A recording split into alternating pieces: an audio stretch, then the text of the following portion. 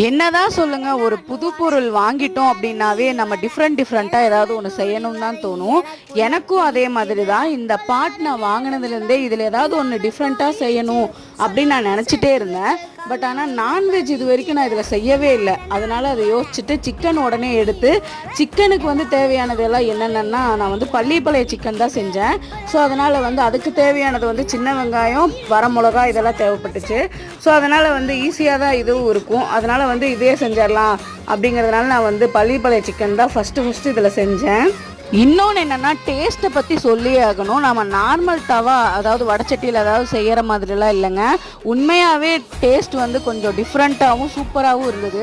நானும் நல்லா காரசாரமாக தான் செஞ்சுருந்தேன். அதுக்கு ஈக்குவலாக வந்து இந்த பாட்டில் செய்யும்போது இன்னும் சூப்பராக இருந்தது. நீங்களும் வந்து மேக்ஸிமம் வந்து இந்த மாதிரி மண் பாட்டிலெல்லாம் செஞ்சு பாருங்கள், சூப்பராக இருக்கும். ஓகே ஃப்ரெண்ட்ஸ், பாய். நெக்ஸ்ட் வீடியோவில் பார்க்கலாம். இந்த வீடியோ பிடிச்சிருந்தா லைக் பண்ணுங்கள், ஷேர்